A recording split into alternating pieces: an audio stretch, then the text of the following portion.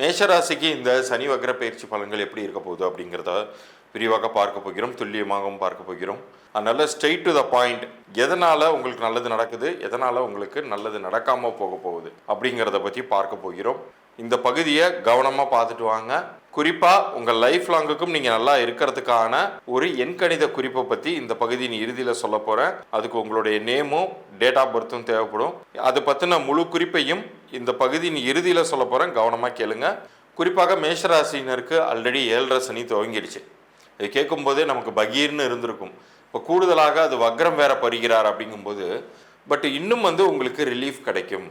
உண்மையிலே சொன்னால் இந்த 2026 நிறைய கிரகங்கள் மேஷராசினருக்கு சாதகமாகவே இருக்குது அப்படின்னே சொல்லணும்.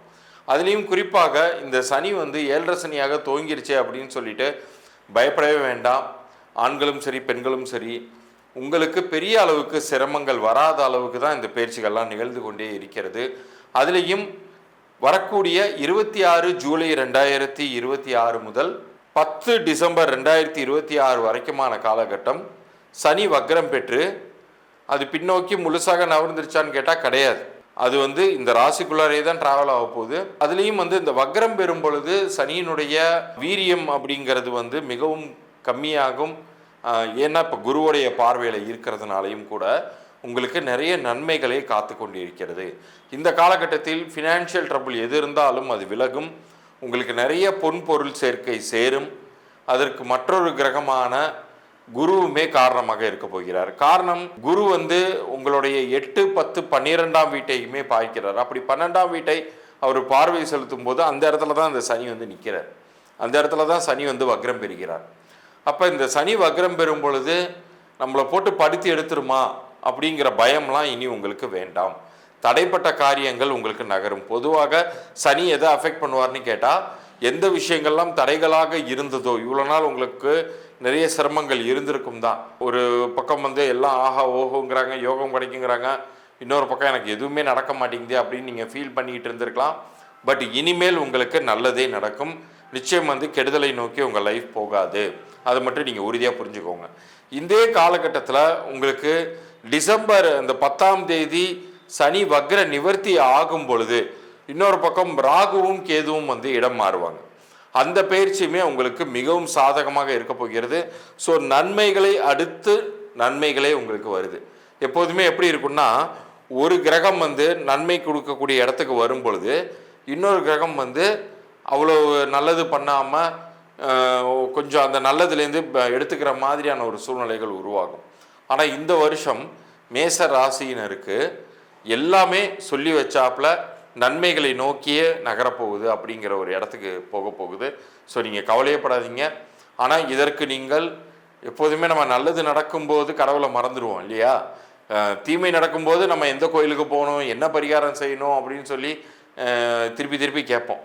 இப்போ இந்த நன்மை நடக்கக்கூடிய காலகட்டத்திலையும் நீங்கள் சிவபெருமானை வழிபடுவது, சித்தர்களை வழிபடுவது, குறிப்பாக உங்களுடைய ஆட்சி கிரகமான செவ்வாயின் பிரசித்தி பெற்ற அறுபடை முருகன் வீடுகளில் எந்த வீட்டுக்கு வேணாலும், எந்த கோயில்களுக்கு பழனி, திருத்தணி, திருப்பரங்குன்றம், இது மாதிரியெல்லாம் ஸ்தலங்கள் இருக்கு இல்லையா, திருச்செந்தூர், இதில் எந்த ஸ்தலங்களுக்கு வேணாலும் நீங்கள் போயிட்டு வரலாம்.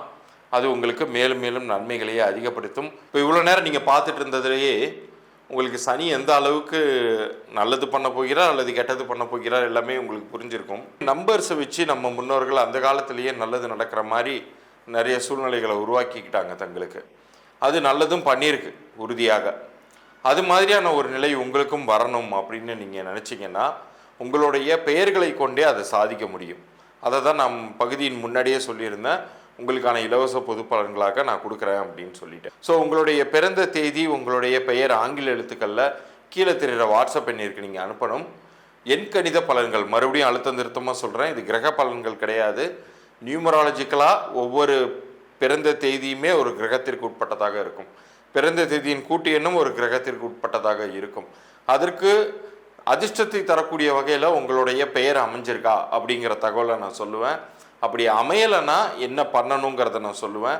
அப்படி அமையாத பட்சத்தில் நான் அது வரைக்கும் உங்களுக்கு சொல்லியிருக்கக்கூடிய இலவச பொது பலன்கள் பொருந்தி இருந்தால் நீங்கள் என்னுடைய கன்சல்டேஷன் நீங்கள் ஃபர்தராக பே பண்ணி நீங்கள் எடுத்துக்கலாம்.